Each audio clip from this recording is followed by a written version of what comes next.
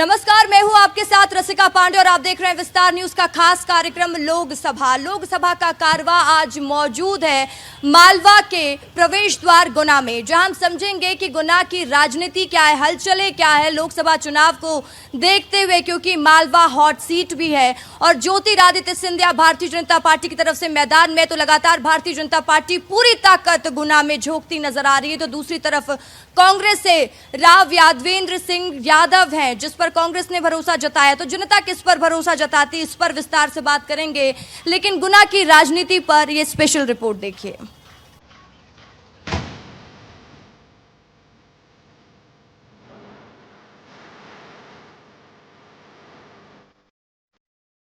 गुना Lok Sabha seat पर सिंधिया राज घराने का अच्छा खासा दबदबा रहा है। 2019 से पहले इस सीट पर कई दिग्गज चुनाव लड़ चुके हैं, लेकिन राज परिवार की जड़ों को कोई यहां से हिला नहीं पाया। ग्वालियर के बाद माधवराव सिंधिया ने इस सीट को अपनी कर्मस्थली के रूप में चुना था, जिसके बाद ज्योतिरादित्य सिंधिया भी यहां से चुनाव लड़े और जीते। गुना लोकसभा सीट मध्य प्रदेश की राजनीति में वो सीट है जहां पर शायद ग्वालियर से ज्यादा राज घराने का वर्चस्व है। सिंधिया परिवार का दबदबा, 14 बार सीट पर किया कब्जा। 1957 में पहली बार हाथ आई गुना की सीट। राजमाता विजय राजे सिंधिया को मिली जीत। विजय राजे सिंधिया सबसे ज्यादा 6 बार रही सांसद। 4 बार माधवराव सिंधिया ने मारी बाजी। ज्योतिरादित्य सिंधिया भी 4 बार पहुंचे संसद। ग्वालियर और गुना लोकसभा सीट ऐसी है जहां लगातार राजघराने के सदस्य जीतते आ रहे हैं। ये लोकसभा सीट मध्य प्रदेश की राजनीति की उन धुरियों में से एक है जहां से एक वक्त था कि पूरे प्रदेश की राजनीति की दिशा और दशा तय होती थी। हालांकि 2019 के लोकसभा चुनाव में ज्योतिरादित्य सिंधिया को हार का सामना करना पड़ा था। तब वे पंजे के निशान पर चुनावी मैदान में उतरे थे और अब एक बार फिर ज्योतिरादित्य सिंधिया लोकसभा के रण में है। फर्क सिर्फ इतना है कि इस बार सिंधिया कमल का फूल खिला रहे हैं, तो वहीं कांग्रेस ने राव यादवेंद्र सिंह को कमान सौंपी है, जिन्होंने विधानसभा 23 के दौरान ही कांग्रेस का हाथ थामा है। ऐसे में देखना बेहद ही दिलचस्प होगा कि ज्योतिरादित्य सिंधिया राज घराने का दबदबा बरकरार रखते हैं या फिर राव यादवेंद्र सिंह बाजी मारते हैं। ब्यूरो रिपोर्ट, विस्तार न्यूज। तो देखा आपने, अब गुना की राजनीति में क्या राजघराने का दबदबा फिर बरकरार रहेगा? ज्योतिरादित्य सिंधिया पर जनता भरोसा जताएगी या फिर कांग्रेस के प्रत्याशी पर जनता मोहर लगाएगी? ये तो नतीजे ही बताएंगे, लेकिन खास मेहमान भी मौजूद रहने वाले, जिनसे समझेंगे और जानेंगे गुना की राजनीति के बारे में भी, और उनसे पूछेंगे सवाल कि चुनाव से पहले तो बड़ी बड़ी बात करके चले जाते हैं, लेकिन उसके बाद जो जनता सवाल पूछेगी उसके जवाब मांगने के लिए मंच में हमने बुलाया है शेखर वशिष्ठ को, जो कि कांग्रेस की तरफ से अपना पक्ष रखेंगे। मनोज दुबे हैं जो कि बीजेपी नेता हैं, बीजेपी की तरफ से अपना पक्ष रखेंगे। वरिष्ठ पत्रकार भी मौजूद रहेंगे, उनसे भी समझेंगे गुना की राजनीति को। नीरज त्रिपाठी जी भी पहुंचे हुए हैं। और सबसे पहले मैं बीजेपी की तरफ का रुख करूंगी, क्योंकि इस वक्त भारतीय जनता पार्टी कहती है हमारी लहर है, मोदी की गारंटी काम करेगी। आप बताइए, गुना की जनता के लिए आप लोग क्या काम किए हैं? नमस्कार। सर्वप्रथम विस्तार न्यूज़ को मेरी ओर से गुना की धरा पर स्वागत, अभिनंदन। आप ये कार्यक्रम लोकसभा कर रहे हैं, इसके लिए आपका बहुत बहुत साधुवाद। मोदी जी की गारंटी यदि शब्द बोला गया है तो उसके बोलने में एक बल है, संबल है, क्योंकि हमने 10 वर्ष में कुछ करके बताया है। यदि बात करें गरीब के कल्याण की, तो आयुष्मान योजना में आप देख रहे हैं कि 5 लाख रुपए से अधिक का इलाज, 5 लाख रुपए तक का इलाज सरकार कराती है। ये संवेदनशील सरकार है। प्रधानमंत्री जी ने 4 करोड़ आवास, गरीब जिसको छत नहीं मिलती थी उसे उपलब्ध कराए हैं, और आगे 5 करोड़ आवास उपलब्ध कराने का संकल्प लेकर कार्य कर रहे हैं, जिसे सिद्धि तक पहुंचाने के लिए एक बार और फिर इस बार मोदी सरकार, ये संवेदनशील सरकार है, इसने कर्म भी किया है। 80 करोड़ मतदाताओं को, भारत के नागरिकों को फ्री राशन योजना दी है। कोरोना में प्रत्येक व्यक्ति को टीका दिया है। इस सरकार ने करके बताया है कि ये क्या शरीर जिस तरह। और यहाँ के प्रत्याशी के बारे में भी बताइए, ज्योतिरादित्य सिंधिया मैदान में हैं, उनके बारे में भी थोड़ी चर्चा करिए। मैं वहाँ भी आ रहा हूँ। यदि हम उस आधार पर माननीय मोदी जी के नेतृत्व में हिंदुस्तान की सरकार में गारंटी दे रहे हैं, तो हमारे पास उससे बड़ी गारंटी हमारे पास ज्योतिरादित्य जी सिंधिया भी हैं। जो हमारे ज्योतिरादित्य सिंधिया हैं, विकास की गारंटी है, उन्होंने करके बताया है। गुना में यदि आप देखें तो उनका विकास बोलता है। फुटवेयर का कॉलेज देखो तो, अगर हम रेलवे ब्रिज देखो तो, बाईपास देखो तो, नवोदय विद्यालय देखो तो, खेल के लिए स्टेडियम की बात करना हो तो, श्रीमंत सिंधिया वह व्यक्तित्व है जिनके बारे में यदि मैं यह कहूँ कि जिनके रोम रोम से जन कल्याण की ध्वनि गुंजायमान होती है, जिनका हृदय जनसेवा की धड़कन गाती है, जिनके दिमाग की तरंग संवेदा विकास की योजनाएं बनाती है और कांटा चुभे गरीब के पैर में तो श्रीमंत के हृदय में लहू की खून छलक जाती है। ऐसे संवेदनशील श्रीमंत सिंधिया यदि हमारे प्रत्याशी हैं तो निश्चित रूप से उससे बड़ी गारंटी क्या हो। ठीक है, तो देखिए, सिंधिया जी का विकास बोलता है, मोदी की गारंटी बोलती है। कांग्रेस पार्टी की क्या बात बोल रही है गुना में? देखिए, इस मंच के माध्यम से विस्तार जो चैनल है न्यूज, इसका हम सब गुना शहर की जनता की ओर से मैं स्वागत करता हूँ। सवाल इस बात का है कि देश के मुद्दों का चुनाव है, देश के भविष्य का चुनाव है, बेरोजगारों के भविष्य का चुनाव है। बात मोदी जी की गारंटी की चालू होती है तो मैं पूछना चाहता हूँ मेरे बड़े भाई मनोज दुबे, जो कि भारतीय जनता पार्टी के वरिष्ठ नेता हैं, 2014 में जब माननीय नरेंद्र मोदी देश के प्रधानमंत्री बने तो आपने हर मंच से चिल्ला चिल्लाकर डकार डकार का नारा दिया कि जब केंद्र में भारतीय जनता पार्टी सरकार आ जाएगी बहनों भाइयों, तो हर वर्ष प्रतिवर्ष 2 करोड़ बेरोजगार लोगों को रोजगार दिया जाएगा। मैं पूछना चाहता हूं भारतीय जनता पार्टी के नेताओं से कि देश हित में वे ये सवाल भारतीय जनता पार्टी के शीर्ष नेतृत्व से क्यों नहीं पूछते। मैं पूछना चाहता हूं मेरे बड़े भाई मनोज दुबे जी से कि माननीय मनमोहन सिंह जी जब प्रधानमंत्री थे, चुनावी सभा में जब घोषणा होती थी, भाषण होते थे, तो देश के वर्तमान प्रधानमंत्री माननीय नरेंद्र मोदी जी कहते थे कि मनमोहन सिंह जी महंगाई का मान नहीं बोलते। उस समय पेट्रोल 67 रुपये हुआ करता था। उस टाइम महंगाई की बात आप लोग नहीं किए, आप पर जनता ने विश्वास नहीं जताया और दूसरे को चुन लिया। अगर उनके झूठ पर जनता विश्वास जता दे रही है तो आप लोग कोई ऐसी स्ट्रेटेजी क्यों नहीं लाते कि आप लोग जो सच बोल रहे हैं, जैसा कि आप लोग कहते हैं, तो उस पर भी जनता विश्वास जता ले? 10 वर्ष जनता महंगाई की मार झेल रही है। कांग्रेस ने अपना जो गारंटी कार्ड बनाया है उसको आप पढ़िए, आम जनता उसको विश्वास कर रही है। बात कर रहे हैं स्थानीय मुद्दों की, तो मैं पूछना चाहता हूं, मैं नगर पालिका में जनता ने मुझे जनता जनार्दन पार्षद बनाया है।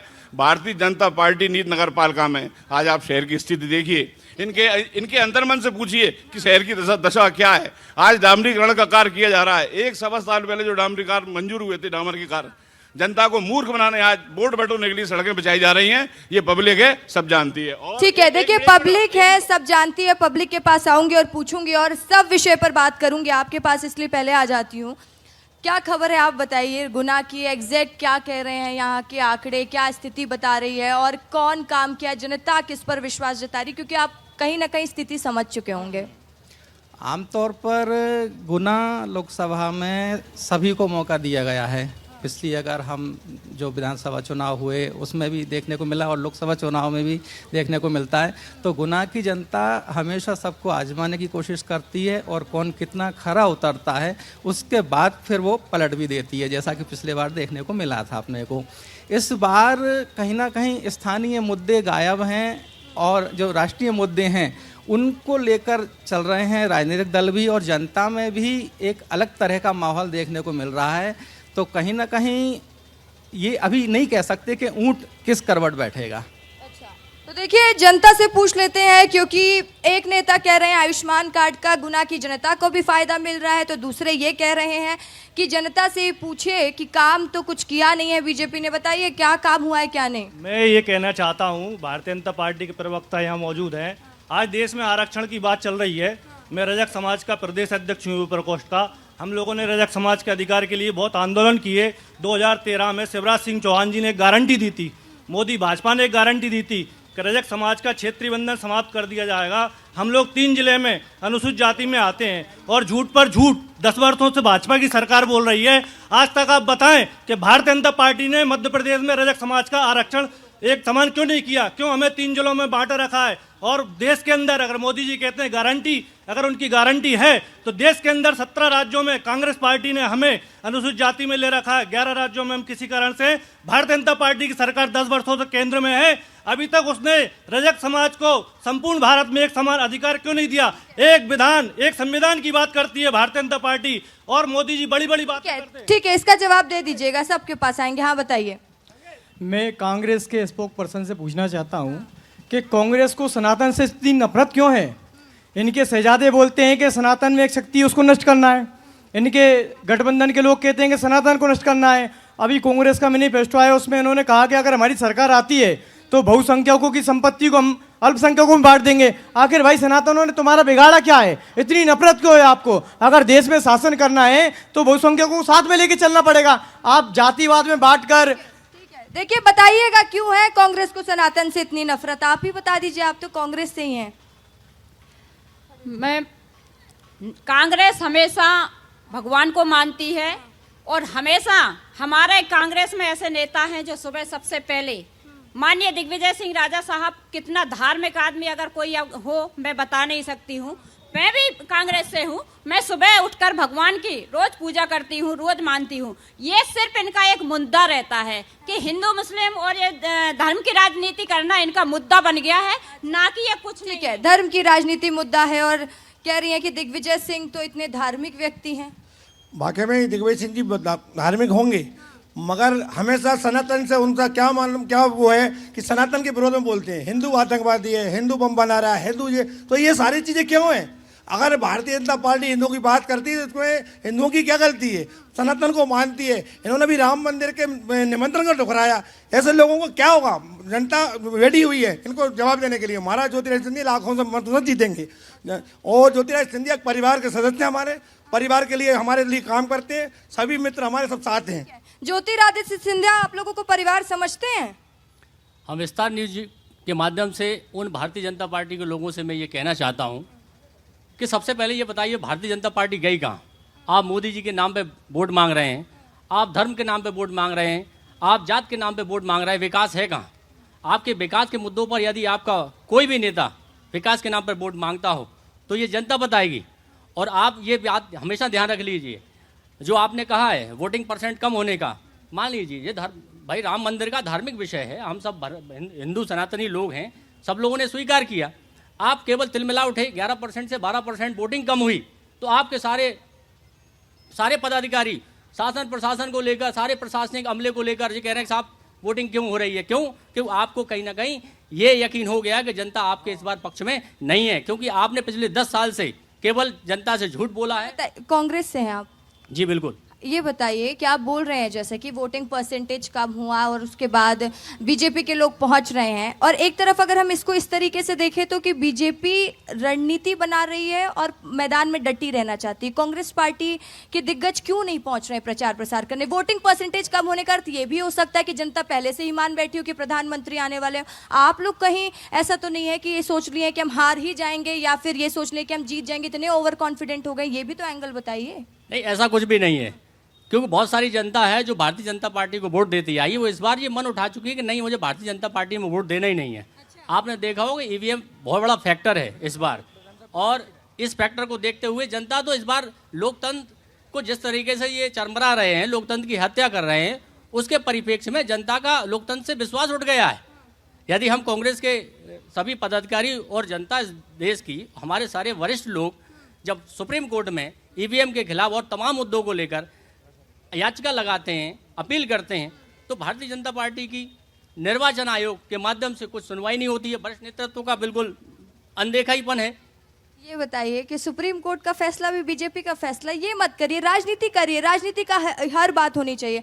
आप बताइए बीजेपी क्यों करती है ऐसा? क्यों भारतीय जनता पार्टी पर यह आरोप लगता है कि आप लोग ईडी का गलत इस्तेमाल करते हैं, निर्वाचन आयोग का गलत इस्तेमाल करते हैं, अब तो सुप्रीम कोर्ट का भी गलत इस्तेमाल करते हैं, कह रहे हैं? देखिए, अभी आपने सुप्रीम कोर्ट का निर्णय देखा है, उन्होंने स्पष्ट कर दिया यदि हम संविधान में यहाँ रहते हैं तो संविधान का हमको सम्मान करना चाहिए, और संविधान के अनुसार ही सुप्रीम कोर्ट ने अभी निर्णय दिया है कि ये ईवीएम का ऐसा कोई मैटर नहीं है, और जो ईवीएम पे विश्वास करना पड़ेगा हमारे लिए। और वो फैसला पता है, हम दर्शकों को बता चुके हैं। आप ये जो मैं सवाल पूछ रही हूँ वो बताइए ना, उसका जवाब दीजिए। क्या पूछ रहे हैं? मैं पूछ रही हूँ कि क्यों आरोप लगता है आप लोगों पर कि गलत इस्तेमाल करते हैं आप? देखिए, आरोप तो मैं किसी पे भी लगा सकता हूँ, क्योंकि हमारे लोकतंत्र में हम कुछ भी बोल सकते हैं। ऐसा तो कोई नहीं है कि हम आज भारतीय जनता पार्टी है, काम करती है। नरेंद्र मोदी जी ने पूरे विश्व के अंदर झंडा गाड़ रखा है। और चलिए और भी लोग से बात करेंगे और भी समझने की कोशिश करेंगे। आप बताइए भाई साहब। देखिए मैडम, ये 4 जून को जब नतीजे आएंगे, मतपत्र पेटियां जब खुलेंगी, तो ये ईवीएम पे जरूर सवाल उठाएंगे। इनसे पहले पूछिए। दूसरी बात मैं ये कह रहा हूं, हार का ठिकाना तो फूटना है। हम कांग्रेस के जब भगदड़ मची है अभी कांग्रेस में, तो सब लोग क्या बोल रहे हैं कि हमको भगवान राम का नाम नहीं लिया जाता है। मंचों पे इनके पे कभी भगवान राम की जय नहीं बोलती। और जब हमारे अयोध्या का राम मंदिर का फैसला हो रहा, वो स्थापना हुई उस दिन, तो उस दिन इनने खड़गे जी ने, सोनिया गांधी जी ने निमंत्रण को ठुकरा दिया है। तो 400 पार इस बार भारतीय जनता पार्टी सरकार। आप बताइए, गुनाह की बात करते हैं क्योंकि हर मुद्दे पर तो बात हो रही है, गुनाह की थोड़ी बात करनी जरूरी। कैसी तस्वीर देखते हैं आप गुनाह की? गुनाह की तस्वीर तो एकदम साफ है और ये भी स्पष्ट है कि मोदी जी का जो काम है वो बोल रहा है। 10 साल का उनका जो विकास है वो लोगों के जहन में है। और इतना ही नहीं, जिसको वोट बैंक मान करके कांग्रेस अभी तक इस देश में सत्ता में शामिल रही, उसमें कांग्रेस ने उस वर्ग को, मैं मुस्लिम वर्ग की बात कर रहा हूं, कि उसके लिविंग स्टैंडर्ड को उठाने के लिए कांग्रेस ने कभी काम नहीं किया। उनकी जो जाति समस्याएं थी उनको कभी ध्यान नहीं दिया। ये सबका साथ सबका विकास का जो भाव लेकर के मोदी जी ने काम किया है। और बुरखे में घुटती हुई महिलाओं को जो उन्होंने न्याय दिलाया है, 3 तलाक से उन्होंने जिस प्रकार से उन्हें निजात दिलाई है, उनको समानता का अधिकार हमारे संविधान में जो है उसमें उन्हें बराबर का जो भागीदार बनाया है, तो इनके वोट बैंक में तो सेंध पहले लगी चुकी है। रही बात विकास की, अभी हमारे एक मित्र बोल रहे थे कि विकास नहीं दिख रहा है। भाई 70 साल के हिसाब में हम 10 साल को यदि सामने रखेंगे तो स्पष्ट तौर पर ठीक है। तो देखिए, विकास पूछ लेते हैं। कुछ लोग खड़े पीछे जाइएगा मत, अगर सवाल पूछे तो जवाब दीजिएगा। क्या करते हैं दादा आप?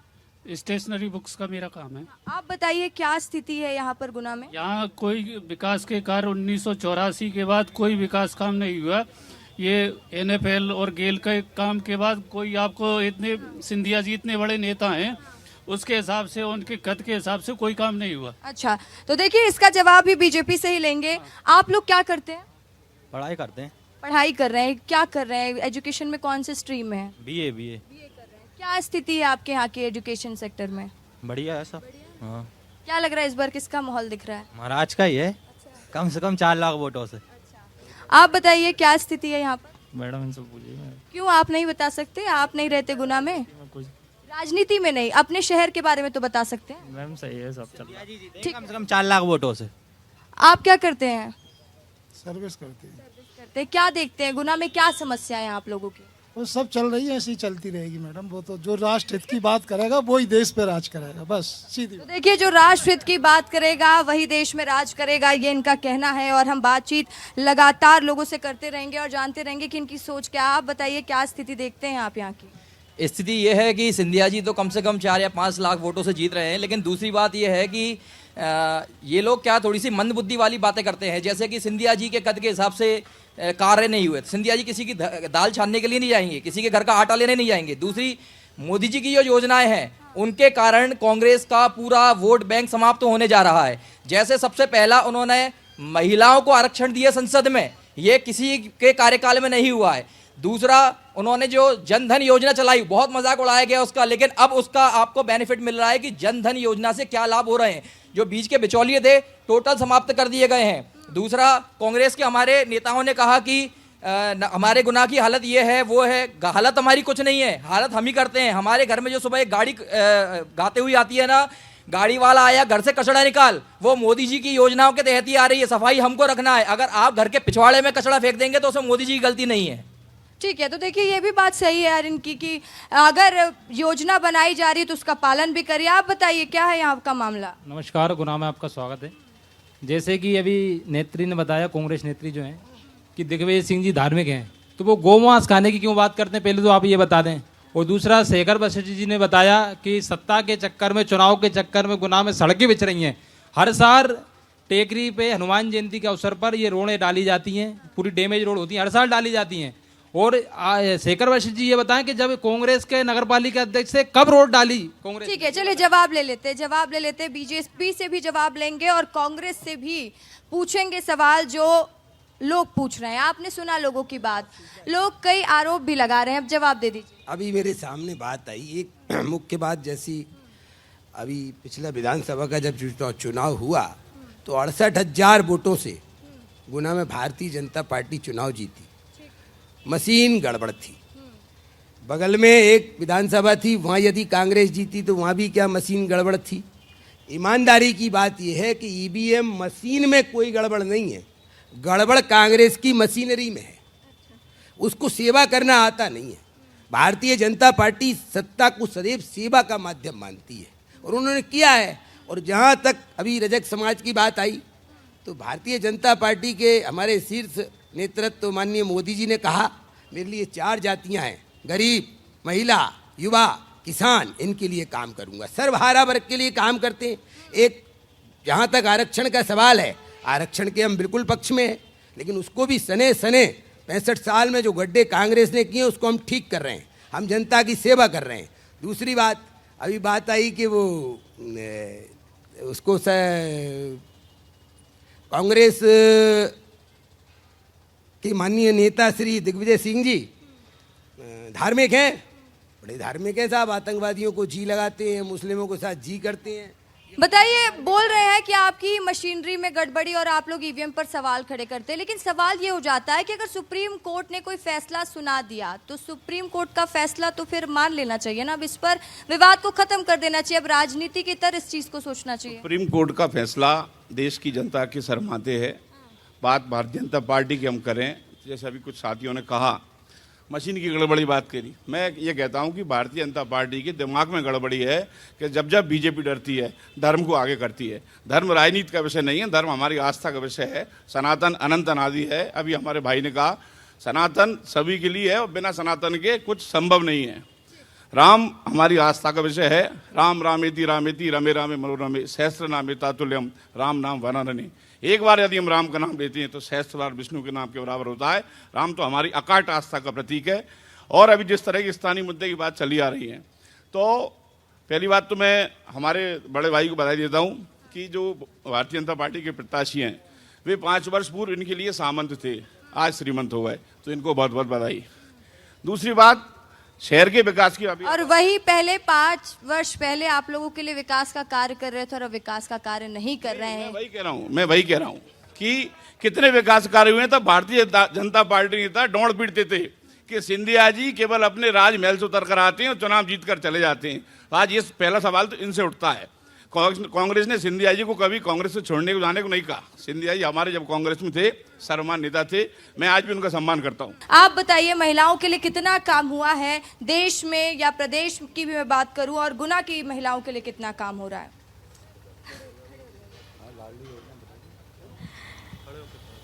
लाडली बहना योजना का सभी को तो लाभ नहीं मिल रहा, कुछ लोगों को तो, कुछ इतने गरीब हैं बेचारे उनको लाभ नहीं मिला। ठीक है, तो चलिए इस पर भी बात करेंगे। हाँ, आप पूरा लेटर लेके आए हैं, क्या है आपका दिक्कत? मैं पहले एक बीजेपी कार्यकर्ता हूं और मैं विस्तार न्यूज का धन्यवाद देना चाहता हूं। मैं मेरे देश के यशस्वी प्रधानमंत्री नरेंद्र मोदी का धन्यवाद करता हूं। कमल मेरा निशान है, नरेंद्र मोदी मेरा नेता है, बीजेपी मेरा परिवार है, पार्टी है। नरेंद्र बीजेपी नाव से मुझे जानते हैं। जनपद पंचायत गलत रिपोर्ट दे रही है, जो मेरी ज़मीन पर कोरोना काल में तालाब बना तो इसकी टीएल हो गई, अभी तक मुझे मुआवजा नहीं मिला मैडम। मैं वंचित हूँ। 181 शिकायत लगाई, मैं बच्चों की फीस भी नहीं दे पा रहा हूँ, एक मोड़ा पड़ रहा हूँ, लेकिन मुझे लाडली बहना का लाभ मिल रहा है। मैं जानता हूँ महिलाएं इससे बहुत सशक्त हुए हैं। मेरी भाई मजदूरी करते हैं, 200 रुपया मजदूरी लगता है ना, तो मुझे 6 दिन रिजर्व मिल गए 1250 रुपये में। और 300 रुपये रेट चलता है गाँव में, तो मुझे 4 दिन रिजर्व मिल गए। वो लाभ मुझे मिला है नहीं, मुझे कोई लाभ नहीं मिला। ये बताइए, आप बोल रहे हैं कि प्रधानमंत्री को आप इतना मानते हैं, उनकी टी शर्ट पहन कर आए हैं, और ये देखिए बैच देखिए, प्रधानमंत्री हैं फोटो में, ज्योतिरादित्य सिंधिया, कमल का फूल भी आपके शर्ट में, लेकिन उसके बाद आप कह रहे हैं भारतीय जनता पार्टी काम नहीं कर रही, आपका दिक्कत नहीं सॉल्व हो रहा अभी तक? मेरी जमीन पे एक जनपद पंचायत, जिला पंचायत ने एक तालाब बना हो, तो कोरोना काल में मैंने मेरे पिताजी की जान बचाई, नहीं बीमार जाते और करंट अफेयर्स हकीकत में मारते हुए, तो मैं उन्हें लाओ, उनको इलाज कराओ, यहाँ शिफ्ट कराया मैंने। डॉक्टर ने डरा था कि आपके मशीन लगेगी, जो मैंने गुप्त इलाज कराओ, एक जगह झरवाए भी और एक वो। ठीक है, ये बताइए। अच्छा ठीक है, ये समस्या आप मुझे टीएल बन गई, इसका मुआवजा नहीं मिला मैडम। 181 भी चल रही है, मैं इसके लिए होम मिनिस्टर से भी मिल सकता हूँ। देखिए इनकी बात सुन लीजिए, यहाँ के जनप्रतिनिधि की बात सुन लीजिए, और देखिए क्या बोल रहे हैं कि आचार संहिता लगी उसके बाद हो जाएगा ना काम? नहीं, काम तो हो रहा है, काम कोई नहीं रुक रहे हैं, काम तो सभी के हो रहा है, कोई काम में कोई रुकावट नहीं है, सभी काम चल रहे हैं। आप क्या बोलना चाहते हैं? मैं ये कहना चाहता हूँ कि ये डिबेट का कार्यक्रम ना कि किसी शिकायत का कार्यक्रम। ये तो चुनाव के लिए, डिबेट के लिए आपने आमंत्रित किया, शिकायत के लिए तो अभी चुनाव नहीं। क्यों शिकायत नहीं? देखिए ना, अगर हमको प्रत्याशी का फीडबैक लेना है तो जनता से ही लेंगे ना, हम पूछेंगे ना, क्योंकि आप लोग दावेवादी नेता तो कर देते हैं, तो क्यों आप बोल रहे हैं डिबेट का कार्यक्रम? का मतलब ये थोड़ी शो बस थोड़ी करने आए हैं, जनता की बात भी तो करने आए ना, करेंगे ना। देखिए हमारी टैगलाइन ही है कि आपका अपना चैनल, हम करेंगे जनता की बात। तो बहुत सी योजनाएं हैं, उनका भी आप जिक्र करो। सब योजना का जिक्र कर रहे हैं ना, सब योजना का जिक्र हो रहा है। मेरा एक निवेदन है, एक्सीडेंट होता है, आदमी मर गए, मुआवजा मिल गया, घायल हो गए, मुआवजा मिल गया, बच गए, उनको तो कोई नहीं पूछता। अब इसी प्रकार आप सरकार कर लीजिए, अमीर है उसके पास पैसा है, गरीब है उसको सरकार मुफ्त में बांट रही है, बीच वालों का तो कोई नहीं है। इन योजनाओं पे तो कुछ करो, बच्चों को नौकरी दो, एमटेक हैं, बीटेक हैं, आपके एमबीबीएस हैं, उनको नौकरी कौन देगा? ये बेचारे कहाँ जाएं? अब मजदूरी कर नहीं सकते, ठेला चला नहीं सकते, क्योंकि उनने डिग्री हासिल करी इंजीनियर की, एमबीए किया है, भी किया है। तो सरकार को चाहिए कि उन बच्चों की तरफ ध्यान दें, रोजगार के ज़्यादा से ज़्यादा आयाम खोलें, और जो नौकरशाह हैं उनको कर दो ना, 55 कर दो, 50 साल कर दो। आप 70-80 कर दोगे तो वो तो मर के चले जाएंगे नौकरी। देखिए अभी थोड़ा देर आप पहले बोल रहे थे डिबेट शो, शिकायत का शो नहीं, लेकिन आपने शिकायत की ना, और अच्छा लगा आपने शिकायत की, पूछेंगे सवाल, इसीलिए चाह रहे थे शिकायत करिए। हाँ आप बताइए क्या स्थिति है यहाँ की? सभी मैम बेरोजगार हैं और रोजगार उपलब्ध हो नहीं पा रहे हैं। 2 करोड़ रोजगार का प्रत्येक साल मोदी जी ने रोजगार का वादा किया था, और वो कहीं नहीं मिल रहा है रोजगार। आप भाई साहब, आप भी कुछ कहना चाह रहे हैं? कहना चाहेंगे, पहली चीज़ तो मैं एक चीज़ ये कहना चाहूँगा कि जो धर्म के जो ठेकेदार बन रहे हैं भाजपा जो हर जगह धर्म की बात कर रहे हैं, लेकिन मेन चीज़ ये है कि अगर किसी का एक्सीडेंट हो जाता है, उस व्यक्ति को आप अस्पताल ले जाओगे, मंदिर तो नहीं ले जाओगे ना, क्यों मंदिर नहीं जाएगा वो, उसका पट्टा या फ्रैक्चर का इलाज अस्पताल में ही होगा। मंदिर इतना विकास नहीं कर रहा, आपका विकास करेगी मेन शिक्षा, रोजगार, स्वास्थ्य, इन पे सरकार दे ध्यान, तब देश का विकास होगा। मंदिरों से विकास नहीं होता। ये आस्था का केंद्र है, मेरे गांव में ही मंदिर है, मेरे घर में ही मंदिर है, मैं तो पहले ही पूछ रहा था, और सभी देशवासियों ने उसमें चंदा दिया है। मोदी ने अकेले नहीं बनाया मंदिर कि मोदी के अकेले की बापूती हो गई मंदिर बनाने के लिए, सभी देश का सहयोग है। जब ये मंदिर बना है, अगर देश सहयोग नहीं करता तो मंदिर नहीं बनता। इसलिए मेरा बस इतना ही कहना है कि मैं मूलभूत सुविधाओं पे आए, उसके मुद्दों पे बात करें। तो देखिए मूलभूत सुविधाओं पर आइए और उस पर बात करिए। आप बहुत देर से इंतजार कर रहे हैं कि माइक मेरे पास आए, अब बताइए आप। जी मैम, मैं तो पहले निष्पक्ष दोनों पार्टियों से, सत्ता और विपक्ष से, सार्थक यदि जवाब दें तो ही सवाल करूंगा। ये सवाल हम वर्षों से कर चुके हैं। देंगे सार्थक जवाब? देंगे ना, जवाब दे देंगे? चलिए देंगे बोल रहे हैं। मैं ग्रामीण क्षेत्र से बिलोंग करता हूं, किसान परिवार से हूं। बमोरी क्षेत्र में 30 सालों से तालाबों की मांग उठ रही है। कौन सा? छतरपुरा, पनेटी, ग्वालटोरिया। चुनाव के समय में सिर्फ एक आदेश आते हैं कि ये स्वीकृत कर दिए गए, आज तक नहीं बने। और दूसरा, अब विपक्ष से हमको विधानसभा चुनाव में ये जयवर्धन सिंह ने गारंटी दी थी छाती ठोक के कि हम तालाबों के लिए आपके लिए लड़ेंगे। उनकी सरकार नहीं आई, हम मानते हैं कि वो नहीं बना सकते, मगर हम अभी ये कि काली सिंध परियोजना से हमारा क्षेत्र वंचित किया गया है, उसके लिए हम लड़ रहे थे रोड पर। तो विपक्ष हमारे साथ रोड पे लड़ने क्यों नहीं आया? सत्ता पक्ष ने आज तक हमारे लिए तालाब क्यों नहीं दिए? तो देखिए सत्ता पक्ष और विपक्ष, जवाब तो देना पड़ेगा आप लोगों को। आप यहाँ अभी हमारे सभी भी भारतीय जनता पार्टी सिंधिया जी की तारीफ कर रहे थे, तो मैं अभी एक आपको जरा सा वीडियो आपको सुनाना चाहती हूँ महारानी साहिबा का। एक खजूरी गांव में जाती हैं, वहाँ महिलाएं उनसे पूछती हैं वहाँ की गांव की समस्या को लेके, तो वो महिलाएं कहती कि यहाँ पर पानी नहीं है और हमारे लिए पानी करा दीजिए। तो महारानी साहिबा बोलती है आवेदन लिख के दीजिए। तो उन्होंने कहा नहीं, मैं आप लिख लीजिए। तो ये हमारा काम नहीं है, वो कह रही हैं, और ये आप अपना काम करना खुद सीजिए। एक वीडियो 2 मिनट के लिए आप इसमें वॉइस सुना दीजिए। ये वीडियो आप मुझे भेजिएगा और हम इस वीडियो को चला देंगे, ठीक है? अभी सबकी बात रख लूँ, ये वीडियो आप मुझे ज़रूर भेजिएगा, क्योंकि मुझे सबके पास पहुंचना और बात करना है। क्या करते हैं दादा? बेटा मैं ठेकेदार हूँ, मैं जिंदगी से काम कर रहा हूँ, मेहनत कर रहा हूँ। सिंधिया जी ने अच्छा काम किया है, कोई दिक्कत नहीं है। ठीक है, देखिए सिंधिया जी ने अच्छा काम किया है, कोई दिक्कत नहीं। आप बताइए। मेरा नाम प्रदीप शर्मा है, मैं कांग्रेस पार्टी से हूँ। महाराज के साथ जब हम रहते थे तो महाराज छोड़ के चले गए, तो हम गरीबों का क्या होगा? बाकी तो महाराज तो पार्टी में पहुँच गए, पैसे वाले में पहुँच गए सब में, और जहाँ गरीब वैसे के वैसे हैं, हम बेरोजगार रह गए। और महाराज के साथ झंडा उठा के रह गए थे पीछे दौड़ के, और महाराज हवाई जहाज से घूम रहे हैं आज। और अब तो आप भी चले जाते ना महाराज के साथ, शायद आप भी अमीर हो जाते। कोई नहीं ले जाता, कोई नहीं ले जाता, झहीं रह जाता है आदमी। हमको कोई बेरोजगार है, हम तो कहाँ जाएंगे? अब उनके साथ बीजेपी में तो बहुत से कांग्रेस कार्यकर्ता जा रहे हैं, बोले क्या इनको भी शामिल करिए अपनी पार्टी में। क्यों जाए? हम तो राजा साहब के साथ रह गए। तो वही बात है ना, पार्टी में कांग्रेस में महाराज गए हैं, हम नहीं गए। हम तो राजा के इनके साथ रह गए, हम कांग्रेस पार्टी के साथ, और उसी के साथ रहेंगे। ऐसा नहीं है कि छोड़ के भगे कि और फिर बताऊं बीजेपी कांग्रेस में आ गए फिर बीजेपी में भग गए, ऐसा नहीं है। ऐसा नहीं होना चाहिए। हाँ ठीक है, बताइए। धन्यवाद मैडम, जो आपने मुझे इस तरह से बोलने का अवसर दिया है। सबसे बड़ा मुद्दा है रोजगार। बेरोजगारी इतनी व्याप्त हो गई है, युवा परेशान है, आत्महत्या जैसे कदम उठा रहा है, और ये धर्म के लेकर के चल रहे हैं। धर्म से विकास नहीं होगा, विकास के लिए स्वास्थ्य सुविधाएं, रोजगार उपलब्ध करवाना आवश्यक है, अन्यथा युवा भटक जाएगा।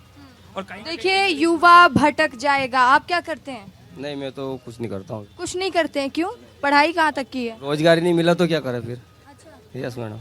तो पढ़ाई कहाँ तक की है? मैंने बीएससी की है। बीएससी की है, लाभ नहीं मिल रहा है कोई भी योजना का? नहीं मिल रहा है, वैसे बस बढ़िया काम चल रहा है वैसे बीजेपी में। क्या लग रहा है इस बार किसका माहौल है? माहौल तो कांग्रेस का ही है, और जोरदार सीटों के साथ में। अच्छा, और आपको क्या लग रहा है किसका माहौल है? बीजेपी। बीजेपी का। आप बताइए क्या है यहाँ की स्थिति? यहाँ मैं एक सवाल करूँगा, ठीक है? ये सवाल मेरा अभी बेरोजगारी के ऊपर है। अभी जैसे वैकेंसी निकली थी, पेपर हुए थे पटवारी के, शिक्षक के, इनमें बहुत धांधली हुई, काफ़ी फर्जी लगे, लेकिन अभी तक उन पर कोई कार्रवाई हुई है कि नहीं हुई है? ठीक है, पूछेंगे सवाल। आप बताइए आपकी क्या दिक्कत है? देश चलना चाहिए कॉन्स्टिट्यूशन के हिसाब से। डॉक्टर एडगेवार ने जो संघ की स्थापना की थी वो परम वैभव इस देश को दिलाने के लिए की थी। गांधी जी जो आए थे, जो उनके विचार थे, वो राम राज्य देश में लाना चाहते थे। और डॉक्टर अंबेडकर ने जो संविधान में लिखा है संपूर्ण प्रभुत्व संपन्न, उसके लिए कोई व्यवस्था इस समय देश में चल नहीं पा रही है, चाहे किसी की भी पार्टी हो। और इसके अलावा जो एमएसपी का मुद्दा है, उसके बजाय अगर स्वदेशी को ले सामने आते तो जो तेल का आयात और दूसरी जिनसों का आयात होता उसकी ज़रूरत नहीं थी, जिसके चलते स्वतः ही उन चीज़ों के भाव एमएसपी से ऊपर चले जाते। इस पर भी सरकार ध्यान दे कि जिस स्वदेशी के लिए डॉक्टर हेडगेवार कहते थे। ठीक है, सरकार बहुत से विषयों पर ध्यान दे और अब मंच में जाते हैं और पूछते हैं इनसे सवाल, क्योंकि अब सवालों का पिटारा ज़्यादा हो गया और फिर जनता के पास जाएंगे और भी सवाल लेकर आप लोगों के लिए आएंगे। सवाल सुन रहे थे ना आप, कि मैं आपको रिपीट करूं क्या क्या क्वेश्चन था आपसे? कांग्रेस ने भी क्या क्या पूछा और जनता ने भी क्या क्या पूछा? अभी 2-3 बातें सामने आई, प्रश्न आए। एक सज्जन हमारे कांग्रेसी मित्र कह रहे थे कि मंदिर पूरे देश का है, पूरी देश की जनता का है। बहुत अच्छी बात कही उनने। अब मेरा प्रश्न उनसे है, जब पूरी देश का मंदिर है, राम आस्था के विषय हैं, तो कांग्रेस को परेशानी क्या है? आमंत्रण देते हैं तो ठुकराती। बजरंगबली के मंदिर के लिए यदि रोड डल जाए तो उस पर प्रश्न चिन्ह उठाते हैं। हम तो भाई, कांग्रेस अगर ये कह रही है कि सारी जनता का है तो जनता के साथ हम हैं। कांग्रेस तो दिख नहीं रही है। कांग्रेस अगर राम के साथ जनता है तो कांग्रेस को भी कम से कम राम के साथ हो जाना चाहिए। दूसरी बात, अभी बात आई पनेठी और ग्वालटोली तालाब की, तो वे शासन द्वारा स्वीकृत हैं और उनका निर्माण शीघ्र प्रारंभ होने वाला है। बमोरी के वे सज्जन जिन्होंने पूछा था, आज बमोरी में विकास बोलता है। बमोरी में यदि बात करें तो चारों तरफ रोडों का जाल दिखाई देता है। बमोरी का जीवन स्तर कैसे भारतीय जनता पार्टी की 18 साल की सरकार ने सुधारा है, ये दिखता है। अगर इनके दिल से पूछो तो इन्हें समझ में आता है, इन कांग्रेसी मित्रों का भी मन भारतीय जनता। चलिए, अगर विकास दिखता है तो फिर तो जनता विश्वास जता ही लेगी आप लोगों पर। राम मंदिर की जब बात होती है, हम देखते हैं भारतीय जनता पार्टी कहती है कि आप राम का निमंत्रण स्वीकार कर लेते हैं ना, लेकिन कांग्रेस भी लगातार, आपके जो कार्यकर्ता हैं जो भी बीजेपी में शामिल हुए, चाहे वो हों या फिर आप लोगों का एक इमेज पोर्ट्रे हो रहा है। वो इमेज कैसे पोर्ट्रे हो रहा है? सनातनियों में हो रहा है, और वो मान लीजिए आप हो रहा है, क्योंकि जब जगह जगह जाओ ना और बात करो तो ये बात निकल कर सामने आती है कि ठीक है, राम मंदिर आस्था का विषय है, राजनीति की तरफ भी तो सोचा जा सकता है। देखिए, मेरे भाई प्रबुद्ध हैं, मुझसे बड़े हैं, मैं फिर इस बात को कह रहा हूँ कि धर्म की बात राजनीति में नहीं करना चाहिए। राम भारतीय जनता पार्टी की पेटेंट नहीं है, समूचा ब्रह्मांड राम के प्रति नतमस्तक है, उसकी आस्था में है। बार बार धर्म को राजनीति में लाना, कहीं ना कहीं अपने विकास कार्यों को छिपाना है। रही बात अयोध्या जाने की, तो बरसों से लोग अयोध्या जा रहे हैं, किसी के न्योते पे हम अयोध्या जाएं, ये कोई पैरोकारी नहीं है। जब श्रद्धा हमारी राम के, लेकिन आप सोचिए, वो राम मंदिर जिसका इंतजार 500 वर्षों से हो रहा था, उसी राम मंदिर की जब प्राण प्रतिष्ठा होती, अगर मुझे भी ये मौका मिलता तो मैं जाती, और कई लोग यहाँ पर जो मौजूद होंगे, अगर उनको ये लगता, आप राजनीति हटा दीजिए, बीजेपी ने किया, कांग्रेस ने किया, ये कुछ बात नहीं है। बात ये है कि अगर ये मौका किसी को भी मिलता है, एक हिंदू को या सनातनी को, तो वो लोग पहुंचते। इसके इतर भी सोचा जा सकता, और कांग्रेस पार्टी को इसका खामियाजा नहीं भुगतना पड़ा कि आपके कार्यकर्ता उधर चले गए या एक इमेज भी पोर्ट्रे हो गई आप लोगों की। बात कार्यकर्ताओं की पलायन की करें तो अभी 2023 की विधानसभा चुनाव में जब समूची भारतीय जनता पार्टी के शीर्ष नेतृत्व को ये लगने लगा था कि मध्य प्रदेश में कमलनाथ सरकार बन रही है, तो तमाम सारे भारतीय जनता पार्टी के नेता कांग्रेस में आकर मर्ज हो गए थे। और बात राम की बार बार कही जा रही है। आप ये शंकराचार्य जी से प्रश्न क्यों नहीं पूछते? देश के चारों शंकराचार्य पीठ के वहाँ क्यों नहीं गए? आप कांग्रेस के पीछे इस बात को लेकर क्यों आते हैं? कांग्रेस हमेशा सनातनी धर्म, सर्वधर्म समभाव की पक्ष में रही है। कांग्रेस ने किसी भी धर्म का, चाहे हिंदू हो, मुस्लिम हो, सिख हो, ईसाई हो, सबको समानता से आका है, और कांग्रेस हमेशा सनातन के पक्ष में रहेगी। ठीक है, तो देखिए, अब जल्दी से बता दीजिए कि क्या लग रहा है गुना की स्थिति के बारे में, क्या दावे रहने वाले हैं आपके? जीत रहे हैं यादवेंद्र सिंह? यादवेंद्र सिंह 100% जीतेंगे। अभी आप आम जनता में युवा से बात करके आए। मैं भारतीय जनता पार्टी के नेता अगर जनता के हित की बात करते हैं, बेरोजगार युवाओं के हित की बात करते हैं, तो ये मुख्यमंत्री जी से पूर्व से या वर्तमान से क्यों नहीं कहते कि पटवारी घोटाले क्या हुआ, व्यापम घोटाले क्या हुआ, पुलिस घोटाले का क्या हुआ, शिक्षा घोटाले का क्या हुआ, राशन घोटाले का क्या हुआ? आम जनता के जो मुद्दे हैं उन्हें आप केवल धर्म के नाम पर, एक मिनट मेरी बात, उन्हें धर्म के नाम पर आप कब तक दावोगे? आम जनता के अंदर अंडर करंट है, जो 4 जून के अंदर परिणाम आएंगे तो देश की जनता, जो लोकतंत्र का जो वोट मंत्र है, वो आपके सामने। ठीक है, जवाब ले लेते हैं। बताइए ना, आप लोग कब तक धर्म के नाम पर वोट मांगेंगे? अगर इतने घोटाले किए तो कैसे जीतेंगे? धर्म हमारे इस तरह से शामिल है शरीर में जिस तरह प्राण होता है। धर्म के बिना किसी का जीवन नहीं होता। राजनीति धर्म के मार्ग पर चला जाए, राजनीति भी एक धर्म है। अब मैं कहना यह चाहूँगा कि यदि हम कर्म करते हैं, शौचालय बनवाते हैं, प्रधानमंत्री आवास देते हैं, आयुष्मान योजना देते हैं, किसान निधि देते हैं, महिला सशक्तिकरण करने के लिए 1250 रुपये की राशि देते हैं, हम रोजगार के लिए प्रधानमंत्री जी 7 योजनाएं युवाओं के लिए लाते हैं। $5 ट्रिलियन तक ले जाने के लिए हम अपने काम कर रहे हैं। हम बता दीजिए सवाल जो पूछ रहे हैं। किसी घोटाले की जहां तक बात करें तो 10 वर्ष में आधे से ज्यादा मंत्री यूपीए सरकार के जेल में गए। घोटाला उसको कहते हैं, ए से जेड तक जो घोटाला चला, घोटाला उसको कहते हैं। घोटाला ये हालत थी कि 4000 करोड़ का घोटाला, 10,000 करोड़ का घोटाला, कंपटीशन था घोटालों में।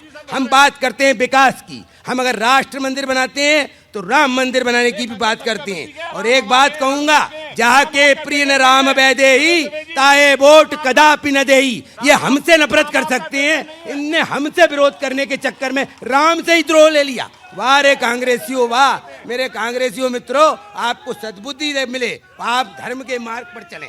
धर्म के मार्ग पे हम भी जय श्री राम बोलते हैं, राम आपके पेटेंट नहीं है। आप जनता के हित की बात नहीं करते। 10 साल जनता ने झेल लिया, आने वाले समय में वोट के मंत्र से जनता आपको सत्ता से खदेड़ देगी। और जितने विकास की बात आपने गुना शहर में की गारंटी पर विश्वास है, और उस विश्वास का प्रमाण है कि हमें अभी 163 सीटें मध्य प्रदेश की सरकार में मिली हैं। आपने तमाम जोर लगाया, तमाम झूठ फैलाया। यदि हमने घोटाले किए होते तो हमको आपकी तरह विपक्ष में भी रहने लायक नहीं छोड़ा जनता ने। विपक्ष में रहने लायक नहीं रहे, एक बार नहीं 2 बार, एक बार। ठीक है, चलिए एक बार लास्ट रिएक्शन आपका भी चाहूंगे। आप जनता की भी बात सुन रहे थे, आप नेताओं की भी बात सुन रहे थे, क्योंकि पार्टी है वो तो आरोप प्रत्यारोप का दौर जारी रहेगा इन दोनों के बीच में। लेकिन उसके बीच क्या यहाँ की स्थिति आप साफ देख पा रहे हैं? एक बार मैं वही एनालिसिस समझना चाहूंगी गुना सीट का। ऋषिता जी, जो एनालिसिस मैंने किया है वो मैं आपको बताऊं उससे पहले मैं ये कहना चाहूँगा कि तुम्हारी फाइलों में गांव का मौसम गुलाबी है। तुम्हारी फाइलों में गांव का मौसम गुलाबी है, मगर ये आंकड़े झूठे हैं, ये वादे किताबी हैं। नहीं, मैं अब अपनी बात को एक्सप्लेन करना चाहूँगा कि कुल मिलाकर ये जो लब्बो लुआब है वो यही है कि एक तरफ ये अपनी बात कहते हैं, दूसरी तरफ वे अपना पक्ष रख रहे हैं। लेकिन पब्लिक जो है ना, उसको जो धरातल पर नज़र आना चाहिए वो कहीं ना कहीं नज़र नहीं आ रहा है, वो उसको नहीं मिल पा रहा है जो पब्लिक का अपना हक है। चाहे आप अपने बहुप्रतीक्षित रिंग रोड की बात करें, बहुप्रतीक्षित मेडिकल कॉलेज की बात करें, तमाम सारी समस्याएं यहाँ पर साल दर साल यूं ही चलती चली आ रही हैं और उनका कहीं भी पब्लिक को निजात नहीं मिल रहा है। पब्लिक बहुत ज़्यादा धैर्यवान है, कहीं ना कहीं फिर भी वो इन सब चीज़ों को सहन करते हुए अपना एक लक्ष्य बनाती है, और इस बार भी कहीं ना कहीं पब्लिक ने ऐसा ही कुछ सोच रखा है जिससे वो आगे। पब्लिक का लक्ष्य, जल्दी से एक बार पब्लिक का रिएक्शन लास्ट में ले लेते हैं कि पब्लिक को क्या लग रहा है, कौन बनेगा प्रधानमंत्री? जल्दी नरेंद्र मोदी जी बनेंगे। आप बताओ क्या लग रहा है? प्रधानमंत्री का ये तो जनता जनार्दन तय करेगी। मैं कौन होता हूँ, मैं तो बोल दूंगा ये। आप जनता नहीं है तो मेरा वोट रहेगा विकास के लिए। विकास के लिए वोट करेंगे। अगले प्रधानमंत्री नितिन गडकरी। अच्छा, तो देखिए और भी कुछ नया सुनने मिल रहा है। हाँ बताइए। देखिए, मैं भाजपा, अब मैं प्रश्न कर रहा हूँ अभी, है ना, मेरे को मौका नहीं मिल पाया था, तो भाजपा के नेता से मैं पूछना चाहूंगा। हालांकि क्या मुद्दों की बात तो वो करते नहीं है, और मैं कितना भी बोलूं वो मुद्दे के नहीं है, क्योंकि हजारों मुद्दे हैं, इन पे बात होगी नहीं। उनको मजा आता है हिंदुत्व पे बात करने पर, राम मंदिर की बात करने पर। तो मैं पूछता हूँ, हिंदुत्व की बात करता हूँ, 1 मिनट। आप ये बताओ, भाजपा की ऐसी क्या मजबूरी रही जो बीफ कंपनियों से आप 250 करोड़ ले रहे हो? क्या मजबूरी है आपकी? जो गाय माता, जिसको हम माता मानते हैं, उनको काटने वाले कंपनियों से आप 250 करोड़ ले रहे हो। सोचो, क्या ये गौ हत्या के बराबर नहीं है? क्या ये गौ हत्या नहीं है? आप 250 करोड़ ले रहे हो। सोचो, उस कंपनी ने, देखो कंपनी अपनी, कंपनी, एक मिनट, मैं, कंपनी अपनी जेब से पैसा नहीं देती, कंपनी मुनाफे में से पैसा देती है, उसमें चंदा देती है। सोचो, 250 करोड़ देने के लिए उसने कितनी गौ माता की हत्या की होगी? कितनी गौ माता की हत्या? ठीक है, हाँ बताइए। देखिए, सबसे बड़ी बात यह है, 10 साल में, 20 साल में यहाँ की सरकार, और यहाँ जो मध्य प्रदेश में 20 साल से है, आज स्कूल, मेरी बात रख लें दीजिए, ये पास में स्कूल है, ये अस्पताल है, यहाँ के मरीज बिना पैसे दिए इलाज नहीं करवा पाते हैं। और क्यों नहीं करवा पाते बिना पैसे दिए इलाज? ये सब बेकार की बातें हैं। ये जो अभी बात कर रहे थे कांग्रेस के स्पोक पर्सन के धर्म, जय श्री राम बोले, धर्म के नाम पे पाखंड करते, राम के अस्तित्व को उन्होंने लिखित में, जो पूछ रहे हैं वो बताओ। मेरी बात सुनिए, जो बहुत बड़ी बात है, राम के अस्तित्व को उन्होंने सुप्रीम कोर्ट में नकारा, 2 दर्जन वकील खड़े किए इन्हें राम मंदिर के खिलाफ, और जेल में डाल रखा है। तानाशाही के नाम पर केजरीवाल से 1 रुपया 167 ED/CD की रेट लगाई, लेकिन 1 रुपए की वसूली नहीं है। इसमें सबसे बड़ी बात यह है, यदि ये लोग कह रहे हैं कि रिश्वत ली जा रही है, सब हो रहा है, तो क्या विपक्ष बिका हुआ है?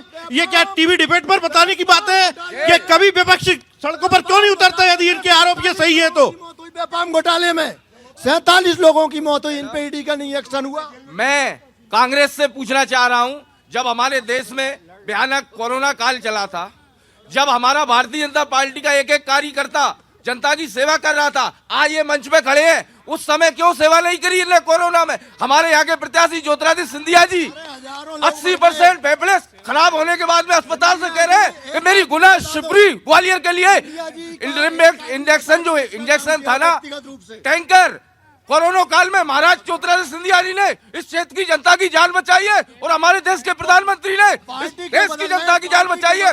ये भीख मांगते वैक्सीन के लिए 90 दिन में वैक्सीन बनके और तैयार लोगों की लगी। इनके मफलर नेताजी हैं दिल्ली वाले, वो जेल में क्यों? उनसे पूछो। जेल में तानाशाही की वजह से पूरा देश देख रहा है। और तानाशाही या शराब घोटाले का आरोप? घोटाले में 1 रुपया भी जिस आरोप में डाला है तय नहीं हुआ, सजा नहीं हुई, लेकिन इन्होंने पीएमएलए लगा रखा है जिसके अंतर्गत 1 रुपए की अभी वसूली नहीं हुई। पीएमएलए कानून के अंतर्गत उनको गिरफ्त में लिया गया है, उन पर केवल आरोप है और वो भी सरकारी गवाह बना के आरोप है तभी गए ना। हाँ हाँ बताइए मैडम। कांग्रेस के 15 महीने के कमलनाथ सरकार के कार्यकाल में व्यापारियों के साथ लूट हुई है। व्यापारी सब कमलनाथ सरकार का विरोध करते हैं, भारतीय जनता पार्टी को समर्थन करते हैं। पूरे प्रदेश में व्यापारियों को यातनाएं दी गई हैं, इसलिए अब सुशासन चाहिए। 5 लाख मैडम, मोदी जी के खिलाफ नहीं सुन सकता मैं कोई आवाज। कोई भी मोदी जी के बारे में बोलेगा ना, हमारे नाना जी हैं, क्या उन्होंने शासन में जो कराया है ना, आज तक किसी ने नहीं करा पाया। क्या है मोदी जी आपके? मोदी जी नाना जी है हमारे। नाना जी हैं? मोदी जी सब कुछ है हमारे। उन्होंने जो कराया है ना, जो राम मंदिर का निर्माण कराया है ना, बस वो सब कुछ है हमारे। तो देखिए आप सब बात सुन रहे लोगों, क्या जल्दी बोलिए। अभी आप ये कह रहे थे कि यहाँ सिंधिया जी ने किया था जब कोविड में हुआ था। मैं ये फोटो दिखाना चाहती हूँ, टैंकर जो है ना गैस के, उसके हमारे जयवर्धन सिंह और इनके नेता। आप फोटो बहुत लेके आई हैं। कोट हम तो प्रूफ सहित दिखाते, वकील हूँ प्रूफ सहित दिखाती हूँ। देखिए ना ये फोटो, तो जयवर्धन सिंह ही इस क्षेत्र में रहे, दिग्विजय सिंह। कांग्रेस सबूत के साथ खड़ी हुई है और ये डिबेट शो है, लड़ाई शो नहीं है। ये हर विकास के मुद्दे को, धार्मिक मुद्दे को आगे। तो देखिए एक तरफ जय जय श्री राम के नारे हैं, तो एक तरफ लोग कह रहे हैं कांग्रेस की लहर। अब जनता किस पर भरोसा जताती है और मैदान में जाती है, ये देखने वाली बात होगी। 4 जून को नतीजे बताएंगे, लेकिन विस्तार न्यूज में नई लोकसभा सीट के साथ कल फिर हाजिर होंगे। तब तक के लिए मुझे दीजिए इजाजत, नमस्कार।